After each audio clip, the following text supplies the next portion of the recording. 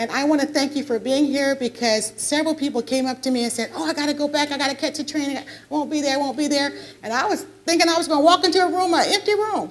So I'm just glad that you're here because it's not just about starting the day, but it's also about ending the day. And it's not just about starting the equity work, but it's about ending the equity work. And so I'm just so grateful to have been selected as your keynote. Now, if you can just hang with me for 29 minutes and 47 seconds, I guarantee you will walk away inspired and knowing why you have to do this work. This work is not optional. It is critical.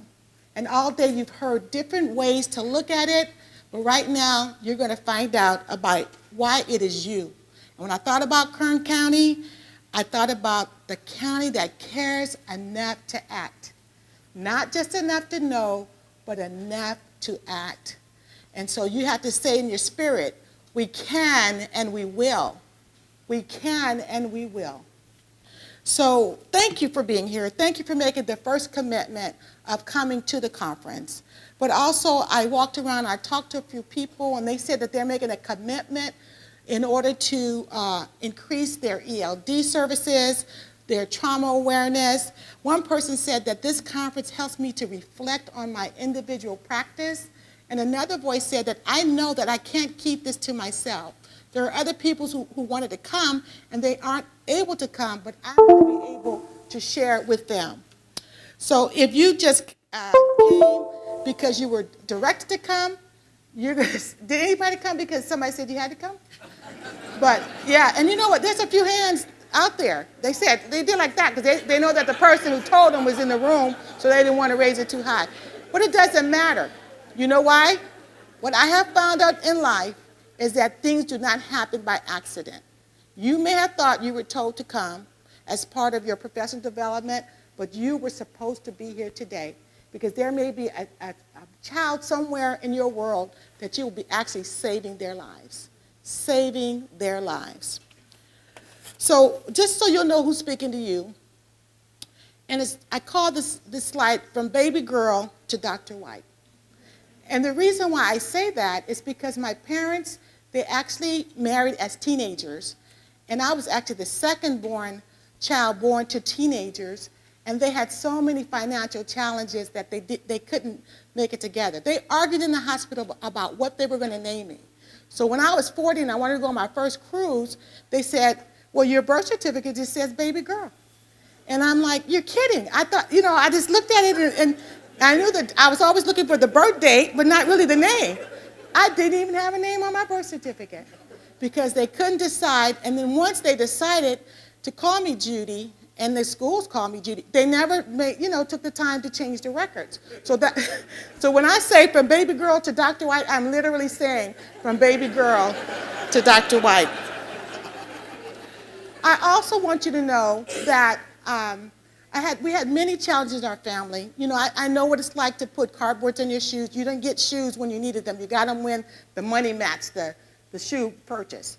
But the other part is that I had a mother who had a mental illness. She had schizophrenia, and you didn't know who you were coming home to.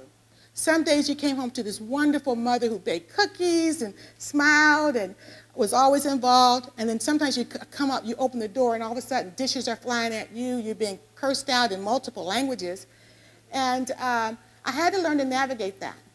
However, the person who made a difference in my life in an early age was a teacher, and that's why we cannot overestimate the power of a teacher. And it was actually a teacher who looked me in the eye and said, Judy, I see something in you. You're going to college. Nobody had talked to me about college. I knew I was going to graduate from high school because everybody in my family did. But college, and because she said that to me, I believed her because I could see the genuineness in her eyes. And many of our young people, they know how to read people. And they look into your eyes and they see, what are you looking at? And if you're looking at them and giving them hope, confidence, and they can see the potential that you see, it will help them to actually reach their dreams. You've heard that over and over again in every session, I'm sure, that you have been in. But it's true. You're looking at a young woman of 64 years this is my 42nd year in the field of education, who came out turbulence in LA area and ended up as a county superintendent. Can you imagine that? And the thing that I want you to know, this is some experiences. So just a couple of the experiences. ASB president, early in the 70s, I decided I wanted to run for president. And they said, I'm sorry, Judy, you can't run. And I'm like, why? They said, because you're a girl. Girls just can't run for president. And I'm like, why? Is there a law? They said, no. I said, well, if it's not a law, I'm going to do it. And I ran, and I was the first female elected ASB president in San Bernardino City back in the early 70s. But the thing is, you don't do anything in life. You have to remember this for the title. You do it for the purpose. And so the first purpose that I had as a 17-year-old, and that's me right there in the middle with my big afro, that's my natural hair. And I'm going back to that too. But that's my natural hair. And this is my natural hair too, but it's straightened. It's blow dried and a hot comb. But some people know what that means, some people don't.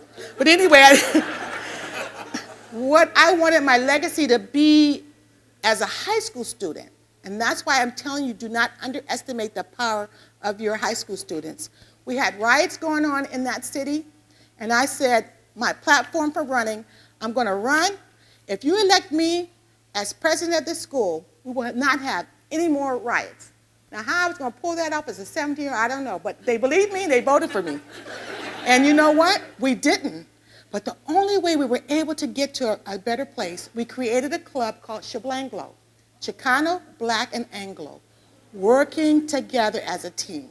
So if we can do that at 17, imagine what all of us can do at 20, 30, 40, 50, 60. I don't know if we have any 70-year-olds in here. All right, and 70. I saw two hands. Two hands. And that's what you do. It's about making a decision, working together, and making it happen. So you saw the thing. She read my resume, and I'm not going to go through that. But I do want to tell you about a profound experience that I have that promotes me every day when I get before people. And I call it the hostage story because it is really, really true. When I was in my late 20s, someone broke into my home. They had studied our house and saw the time that my husband would go to work, like clockwork, from 9 to 4, 9 o'clock at night to 4 o'clock in the morning. And the reason why this person wanted to break into our home is because I had been mentoring his wife. I didn't tell his wife to leave him. All I said was, I don't believe women were born to be beat up. That's all I said. And so when she realized that, after losing her hearing and being in the hospital 11 times, she left him, but he thought that I knew where she was.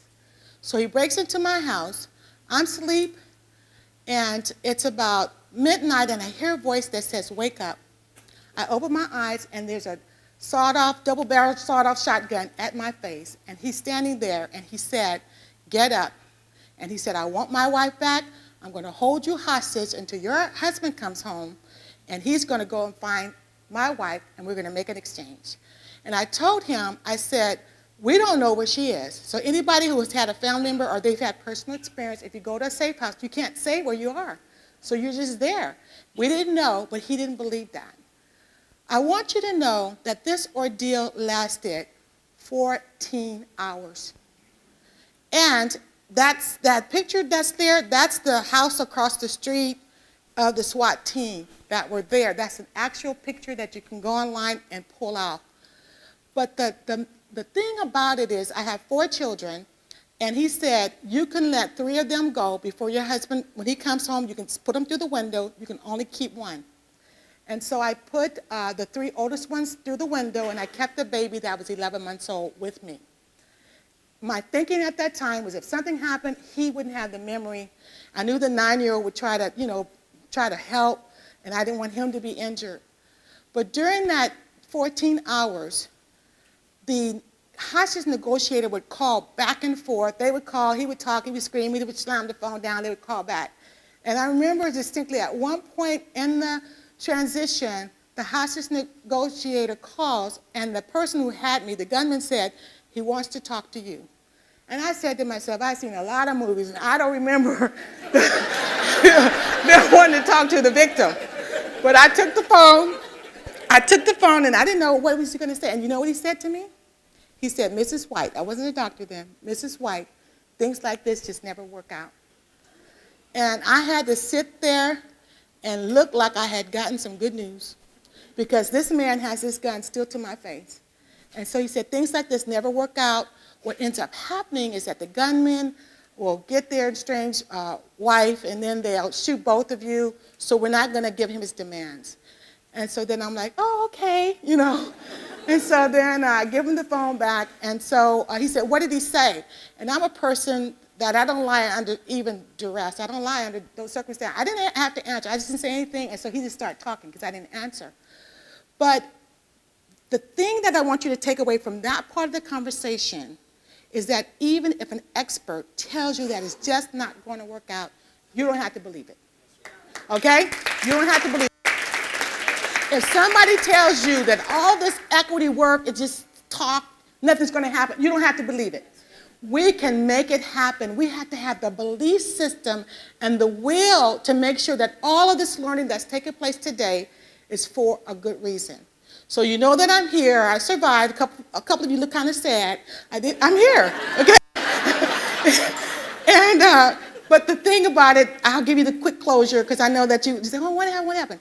So what happened is that he ended up realizing that there was not going to be a trade, and he did say, if they get on national television and say they're going to take me to a mental institution, I'll let you go. I don't want to go to jail.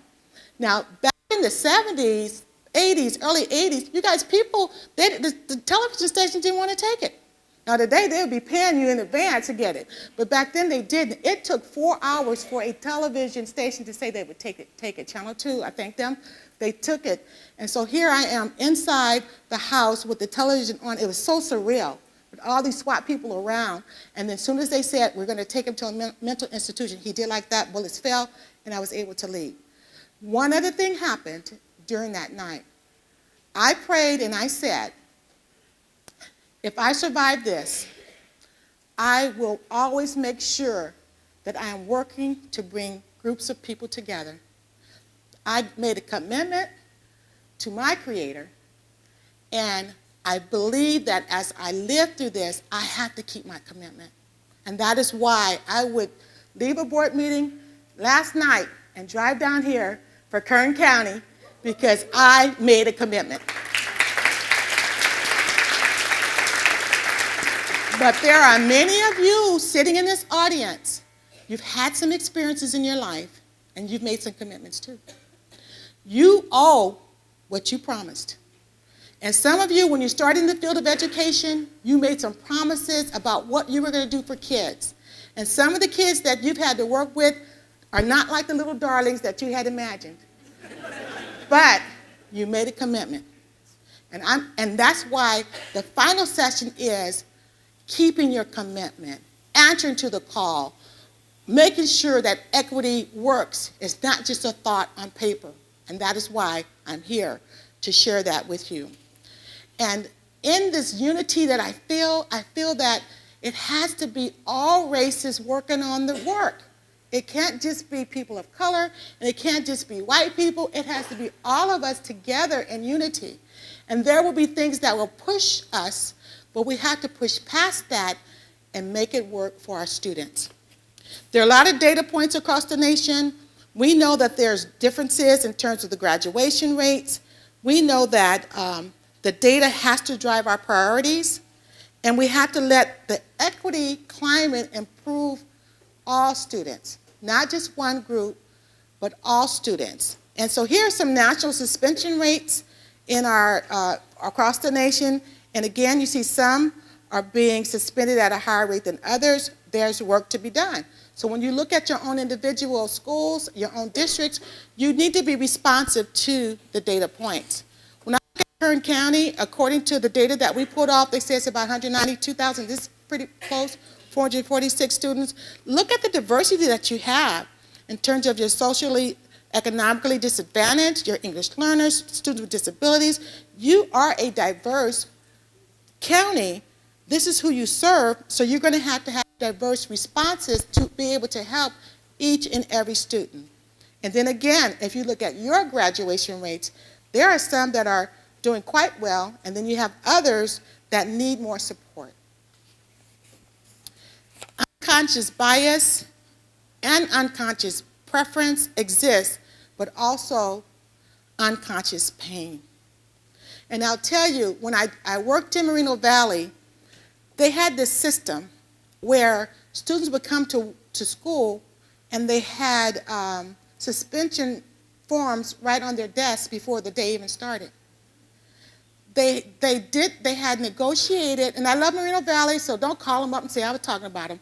But I'm just telling you some truth, because that's not where they are now. But I'm talking about when I arrived. They had this system that they had negotiated that teachers did not have to do lesson plans. That was in their contract. The teachers didn't have to do it. If you've ever been a teacher, was it easy without a plan? But there were so many things that happen in a district, in a county, but somebody has to stand up and somebody has to say, this is not good for kids. What are we going to do about it?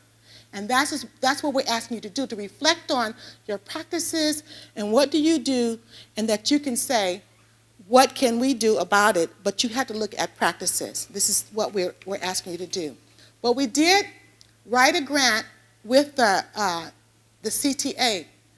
And I want to encourage you to do some things with your CTA, because if you look at some of their initiatives, there's a lot of initiatives with CTA and NEA around the work of equity. They gave Moreno Valley $250,000 a year for 3 years to train all the teachers, all the classified, in unconscious bias. It's a competitive grant, but they still have them every year. So sometimes there's work you want to do, but you say, well, where do I get the money? There are groups that have the money. Racism is taught, so if it's taught, appreciation and inclusion must also be taught. It's not going to come through the air. We have to be able to be very strategic about it. The elevator, we were on vacation, my husband and I we were in Hawaii at a timeshare, and I was on the elevator going up, and the doors opened for another family. I'm the only one in the elevator, and they pushed the door to go up. It was a family that didn't look like me, and the first thing, the little boy was excited, can I push the button? He's running into the elevator, and the father and mother pull him back. We can't ride with her.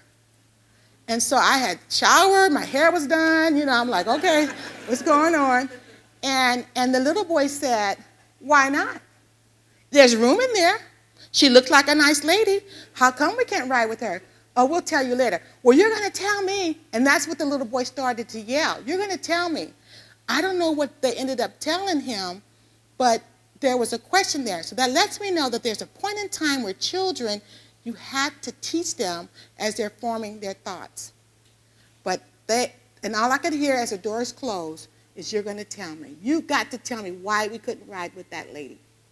So, but that was a message to that child. And the only thing that he would probably see different than maybe somebody else in the elevator, could be my age, could be my color, but he would be making those determinations without the proper information. But one of the most telling cases that I had or experiences is when I was a vice principal and I was on a campus, and it was right after the Reginald Denny incident. If you guys remember, the verdict for Rodney King was not what some community members wanted, and so there was an outcry, and Reginald Denny was actually a truck driver, I believe, and he was pulled from his truck, innocent man, beaten innocently. But the next morning, I'm on a campus, and I'm a vice principal, but I'm the only African staff member on that campus. People would not speak to me. I had worked with them. I was not in LA riding. I didn't touch anybody, but they wouldn't even speak to me. They wouldn't even look at me. So you have to know that sometimes when things happen out there, people are discriminated against just because they might look like a group that did something. Be aware of that as administrators. But the part that really hurt me is I was out on the playground, and every day there's this little boy named Stephen. He would come up and he would grab my hand. He was a little white boy, and we were friends, and I know he had a lot of energy, and that's why he liked to come and hold my hand as we were walking across the field. So right after that incident, he walked up to me, and he's looking at me with love in his eyes, and he's holding my hand. And I said, Stephen, what do you want to be when you grow up? He said, I want to be a scientist. I want to be a scientist so that I can invent a special potion, and when black people drink it, their heads will explode. And then I'm standing there, and we're talking, and he's looking at me. And so I said, well, Stephen, I said, do you want my children to die? I was trying to bring it home to him. Would you want my children's faces to blow? And he said, no, Dr. White, I don't want your children to die. I said, do you realize that my children are black? And when you say I'm going to invent something that's going to make their heads explode, you're talking about my children. I said, Stephen, do you realize that I'm black? And then he had always seen me as a person, and he saw beyond the color because of our relationship. And that's what's going to happen with all of us. When you have that relationship, people see behind the color. But then I asked him, where did you get that idea from? Why would you think that would be okay for anyone to die? And he said, my uncle said it. My uncle told me that's what I should do. I should become a scientist and create this formula, because he was watching the news. So I share that with you because there are times and places and spaces where people are taught racism, but where are those times and places and spaces where we actually teach inclusion and love for one another?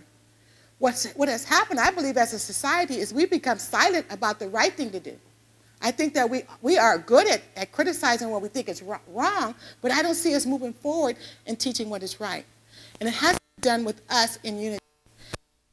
It's important because people are taught at young ages certain people level, and there are things that they do. Some of the kids I interviewed, they say, I just want the teacher to look at me the same way as they look at other children. Something very small. But I just know that we have to work on this, and I believe that this is the group that can do it. So in Riverside County, we have a blueprint for action. You can go online and get a copy of that. But there are three major pillars to that: the student engagement, the parent involvement, and the high-quality instruction. These are the three pillars that we have determined will make the most difference in your districts and in your schools. Looking at the data first, surveying all groups of people, having the student voice, and then addressing these three areas. We have developed a lot of recommendations based on these three areas that you are willing, if you're willing, you can find. I've had a circle of influence in these last 2 years. In the last 2 years as a county superintendent, I've had the wonderful opportunity to meet some wonderful people who are passionate about the work. I'm going to start at the bottom clockwise. If it was 7 o'clock, it says Courage to Act. Sylvia Mendez, the civil rights activist.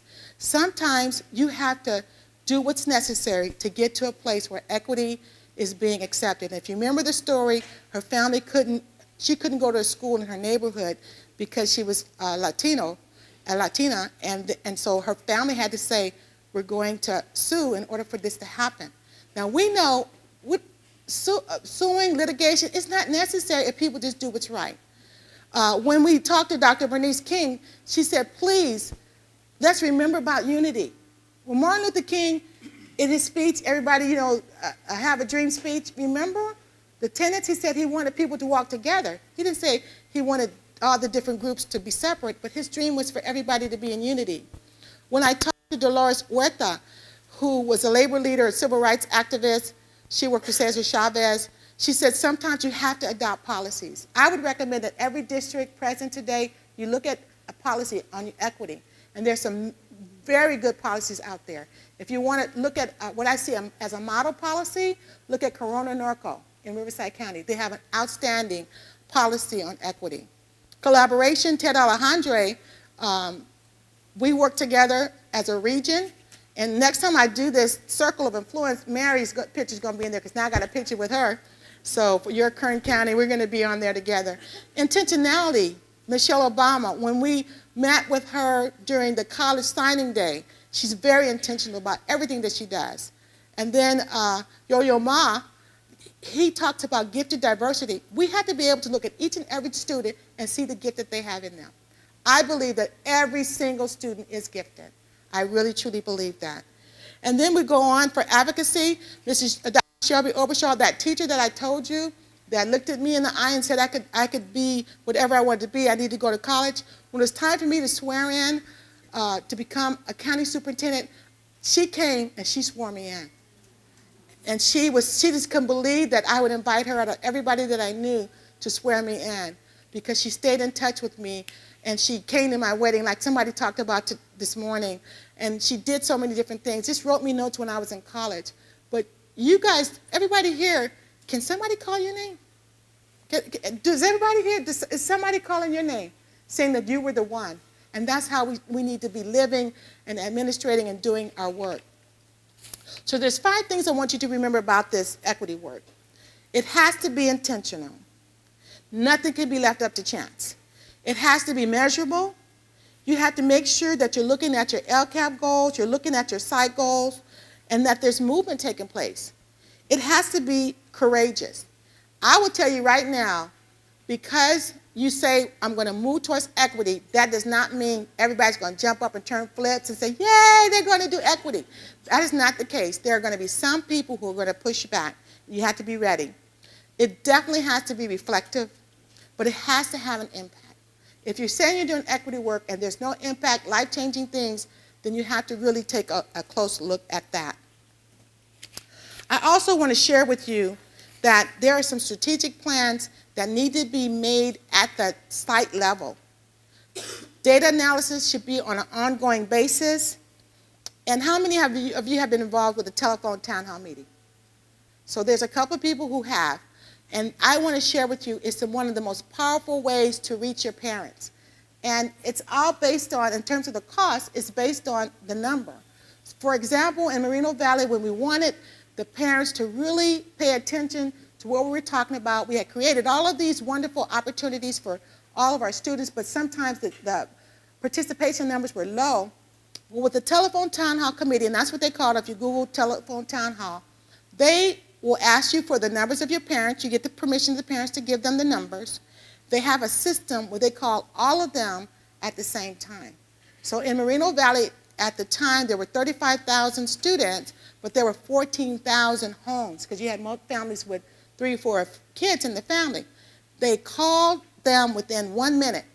So you send out flyers. You say, we're going to talk about whatever the topics are, college readiness, whatever it is, and then you tell the parents, be ready to get the phone call at 6 o'clock on Thursday.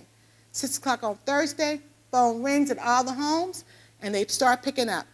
And then you're on the phone to deliver your message, and then and you can say you want it in English and Spanish, or even a 3rd language, depending on your demographics.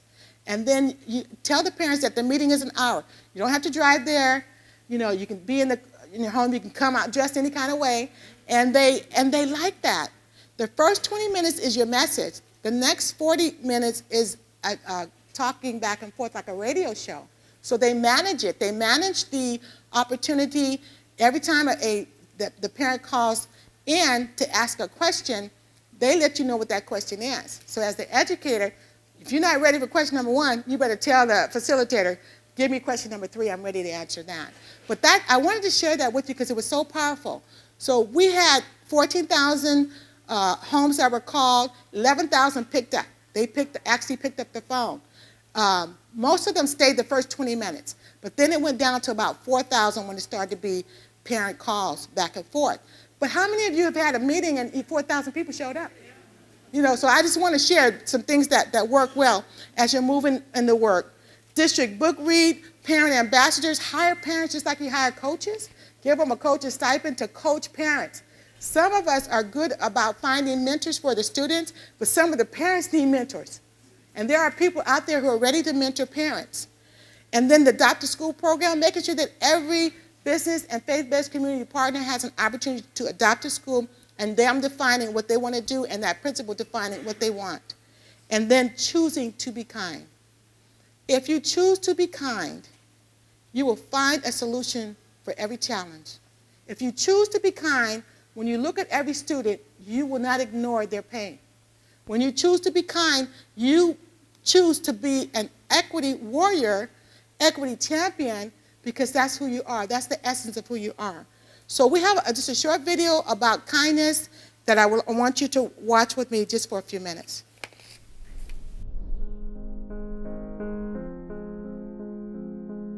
Hello, Emily. Hi. I was told to pick one student. They asked me to pick a student. I was asked to choose one student who inspires me. And I chose you. And I chose you. And I chose you. All right. I was told to pick a student, okay? And I chose you. And the reason why I chose you is because you are very important to me. And you're important to me because out of all my students in 14 years, I think you're the most amazing I've ever met. I think about you all the time. And when I would go home last year, I would reflect on you and think about our days, because you challenged me, you really did. And I wanted to find ways to make school a good place for you, make school a happy place. When I look at all my kids and I see you as a student, you're amazing. I want you to know that every day I come to work, every time I think about school, I think about how your future is going to be amazing. I've seen you grow into a beautiful young woman. You have taken ownership of yourself, of your life, of your education, and that just means the world to me. Your growth and your beauty and your passion for life is something that I am inspired by every day to come to work and be part of. I chose you because you inspire me. You make my job and my life have purpose and meaning. You make me strong. Every day I come to work, I want to check in on you. I want to make sure you're good. I want to hang out with you. Dude, you make coming to work worth it. Every day, you're in here, you're persevering, you're working, you're doing the work so that, you know, one day you're gonna make it. You have a wonderful heart, and it just, you are the reason why I come to work every day. Thank you. And why I try so hard to do what I gotta do. You're a student who's, like most of us, faced ups and downs and turnarounds. And you always seem to come out on top. I love that.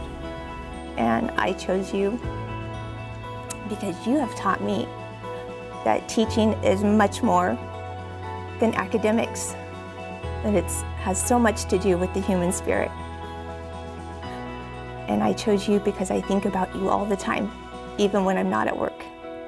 Every single day, you're the one student who comes to my class just to say hi.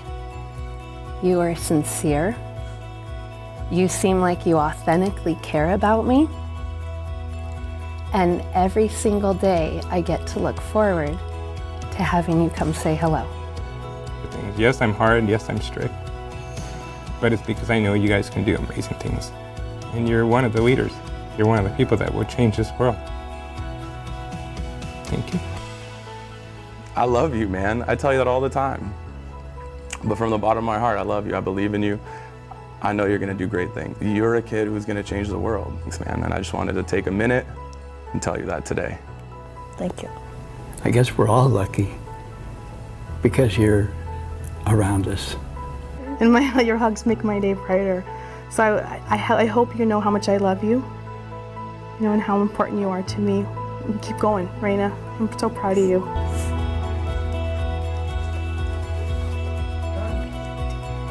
Good job, Emily. You did. I'm so proud of you. So proud of you. You did a great job. You gotta hug me, man. Like, what's the deal about it? Like, I love you, dude. I believe in myself. I believe in myself. I believe in myself. I believe in myself. I believe in myself. I believe in myself. I believe in myself.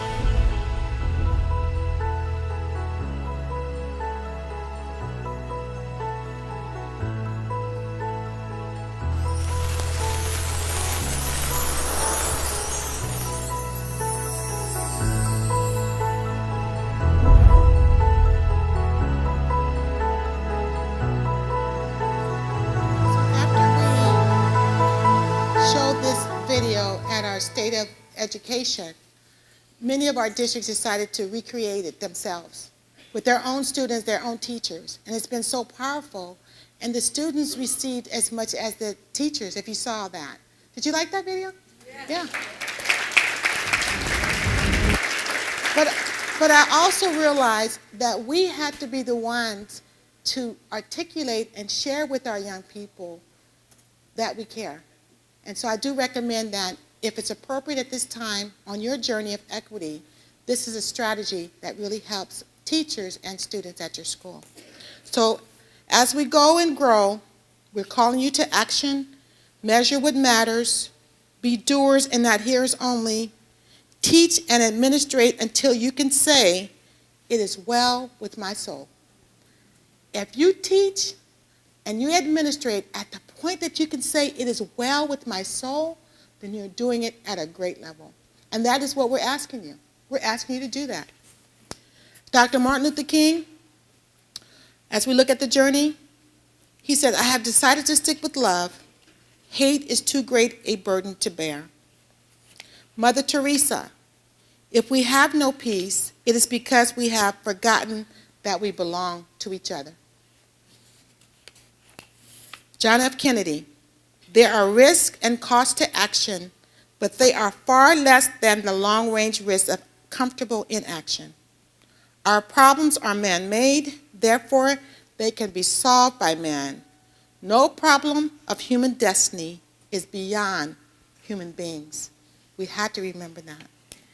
So as we call you to action, I encourage you to make sure that your professional development is robust and always has a thread of equity.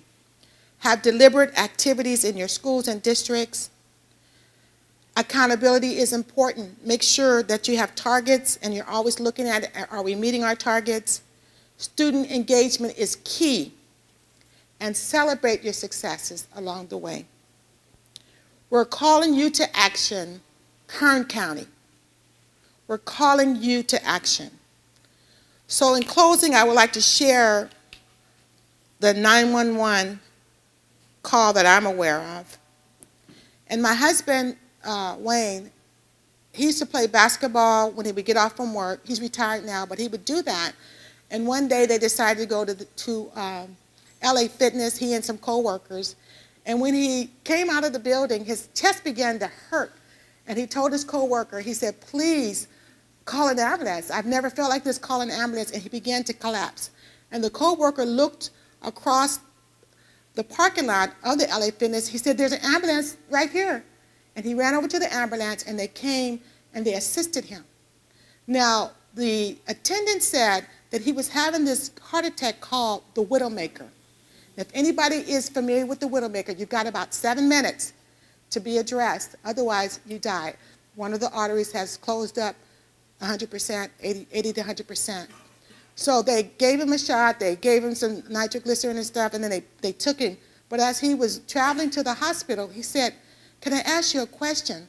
What were you doing at LA Fitness in the parking lot? They said, when we got on duty this morning, we just said, we'll just go to the LA Fitness and just wait on a call. So they were just there waiting on a call. And I share that with you because I choose to believe there are people in this audience that were just waiting on a call. You knew about equity, you've seen a lot of things at your schools and in your districts, but you were just waiting for somebody to say, come and join me on this journey. And that's what we're saying. Come and join us on this journey of equity and making sure that each and every student is successful. Choose to be equity warriors.